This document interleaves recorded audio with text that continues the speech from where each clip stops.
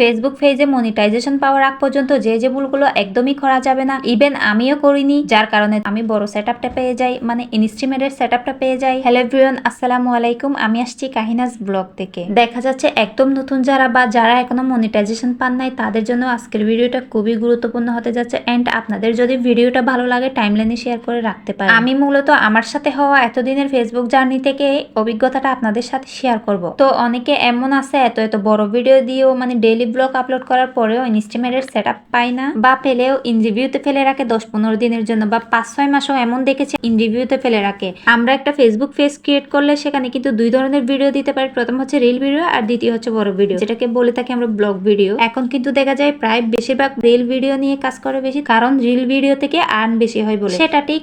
সেক্ষেত্রে যদি একটা রিল ভিডিও ভাইরাল হয়, ফর ইউতে যায়, তো সেটা থেকে সব গেইন হয়ে যায়, ফলোয়ার্স, ওয়াচ টাইম, সব ক্রাইটেরিয়া পূরণ হয়ে যায়। আর সব ক্রাইটেরিয়া পূরণ হলেই ফেসবুক থেকে রিল সেটআপ আর ইনস্ট্রিমেট সেটআপ দুটোই দিয়ে দিতে পারে। রিল সেটআপ তো ক্লিক করলেই সাথে সাথে অ্যাপ্রুভ হয়ে যায়, কিন্তু ইনস্ট্রিমেট সেটআপের ক্ষেত্রে তা হয় না। আপনার পেজে যদি একদমই বড় ভিডিও না থাকে, সেক্ষেত্রে ইন রিভিউতে নিয়ে যাবে। আমার ক্ষেত্রেও সেম হয়েছিল। আমার পেজে শুরু থেকে মোটেও আমি বড় ভিডিও দিই না। আমার সেটআপে ক্লিক করার পর ইন রিভিউতে নিয়ে যাই। এরপর 2 দিন পর আমি একটা 3 মিনিট প্লাস ভিডিও আপলোড করি। এর কয়েক ঘন্টা পরেই ইন রিভিউ থেকে আমার ইনস্ট্রিমেট সেটআপটা অ্যাপ্রুভ করে নেই। মানে ভাবা যায় 2 দিনেই সেটআপ অ্যাপ্রুভ করে নেই। বড় ভিডিও শুধু থাকলেই হয় না, বড় ভিডিও আপলোডের সাথে সাথে একটা ভালো পরিমাণ ভিউজ আসতে হয়, তাহলে এটা ফেসবুক ভালো নজরে দেখে। তো চেষ্টা করবেন সবসময় ভিডিওর কোয়ালিটি ভালো রাখার, আর ভিডিওতে এমন কিছু ইম্পর্টেন্ট টপিক রাখার যেটা দেখে মানুষ শিখতে পারে। অবশ্যই আপনার যতটুকু অভিজ্ঞতা আছে ততটুকুতেই বলবেন। তো দেখবেন ভিডিওতে ইম্পর্টেন্ট কোনো টপিক থাকলে আপলোড করার সাথে সাথে ভিডিওতে ভিউজ আসবে অবশ্যই। একটা মিনিমাম ভালো কোয়ান্টিটির ভিডিও অবশ্যই থাকা লাগবে, যেটা দেখে ফেসবুক আপনার ভিডিওতে অ্যাড রান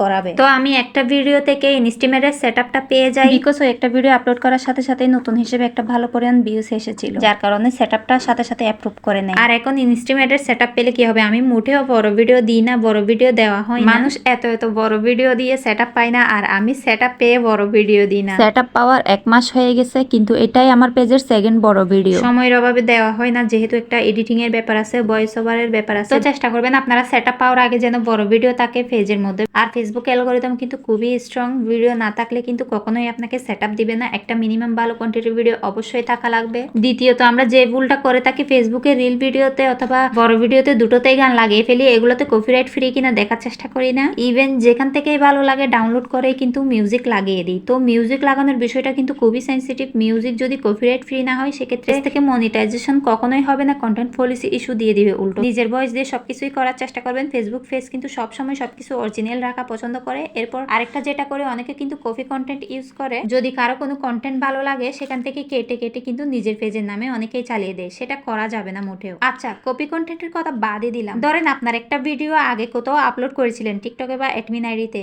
অনলাইনে যে কোনো প্ল্যাটফর্মে যেখানেই হোক না কেন, এর পরবর্তীতে সে ভিডিওটা আপনি আপনার ফেসবুক পেজে দিয়েছেন, সেক্ষেত্রে সেটা কিন্তু একদম কপিরাইট দিয়ে দিবে ফেসবুক, অথবা কন্টেন্ট পলিসি ইস্যু দিয়ে দিবে।